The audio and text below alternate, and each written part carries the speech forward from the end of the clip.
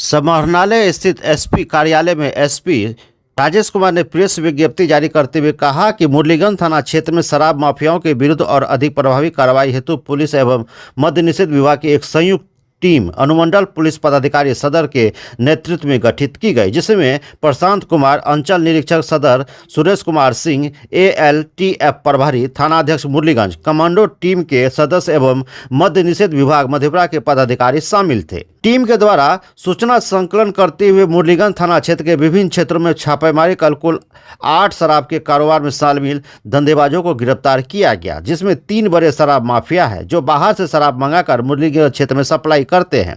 गिरफ्तार 8 अपराधी में से 7 अपराधियों का पूर्व से ही शराब कारोबार से संबंधित आपराधिक इतिहास भी रहा है। गिरफ्तारी के क्रम में इन लोगों के पास से गांजा, शराब, मोटरसाइकिल बरामद किया गया तथा इन लोगों ने शराब के धंधे में अपनी संलिप्तता स्वीकार करते हुए कई और लोगों के इस धंधे में शामिल होने की बात बताई है।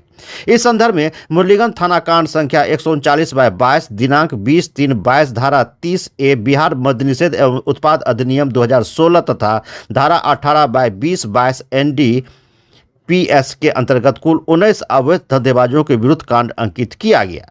देखिए इस अवसर पर एसपी राजेश कुमार ने और क्या कुछ कहा, देखिए इस वीडियो में। इधर कुछ दिनों से कुछ लोगों का जो कि मुरलीगंज के रहने वाले हैं वो पहले भी जेल जा चुके थे शराब के केसेस में। अन्य पुलिसकर्मियों को सम्मिलित किया गया तथा पूरी रात रेड करवाई गई। इस कार्रवाई में 8 लोगों की गिरफ्तारी हुई है, जिसका नाम क्रमशः अभिषेक कुमार, गुड्डू कुमार, पिंटू पोद्दार, विजय मंडल, पांडव कुमार, मुन्नू कुमार, ओम प्रकाश कुमार एवं सूरज कुमार है। इन लोगों के पास से करीब 1 किलोग्राम और 200 ग्राम गांजा की बरामदगी हुई है। इसके अलावा शराब की 180 बोतलें बरामद हुई है। 180 ml की 8 बोतलें बरामद हुई है। 2 मोटरसाइकिल बरामद हुआ है। और इन लोगों का जब आपराधिक इतिहास खंगाला गया तो पाया गया इन लोगों पे पूर्व से भी 3-3, 4-4 केस, 2-3 पे पहले से भी शराब के केस में जेल जा चुके हैं और इन लोगों का आपराधिक इतिहास रहा है। पकड़ाए 8 में से 7 लोगों का आपराधिक इतिहास में रहा है।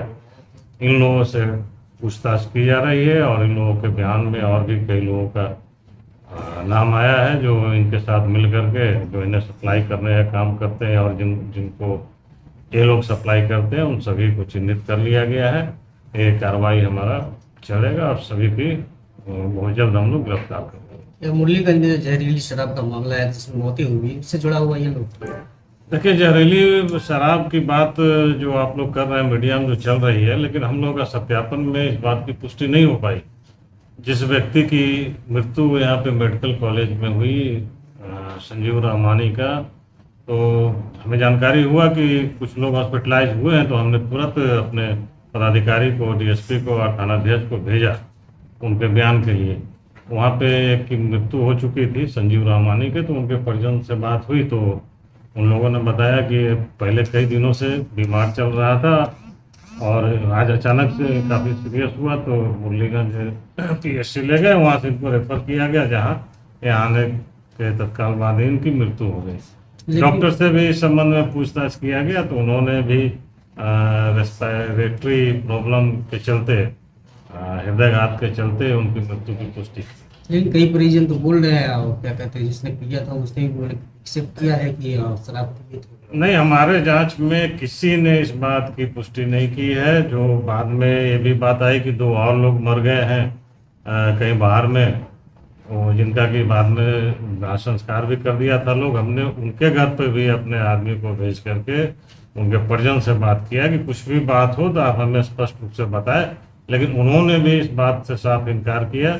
उन्होंने भी कहा कि इन लोगों की जो 2 और की मृत्यु हुई है वो बीमारी की वजह से हुई है, और उन लोगों का परिजन का जो भी बयान दिया है वो हमारे पास में उसका वीडियोग्राफी भी है, जो कि बयान में स्पष्ट रूप से वो बोल रहे हैं हमें किसी से कोई शिकवा शिकायत भी नहीं है।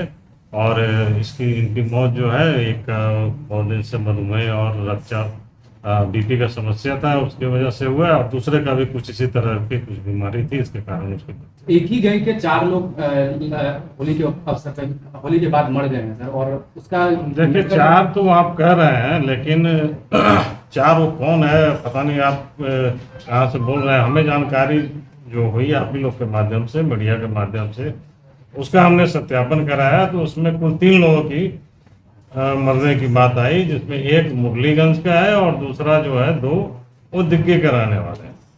मेडिकल कॉलेज दोनों अलग अलग क्षेत्र के हैं, एक जगह के भी नहीं है। उस ट्रेजेडी में अमूमन जब होता है तो एक साथ कई लोग, जितने लोग पिए रहते हैं, करीब करीब सबकी स्थिति एक समान हो जाती है।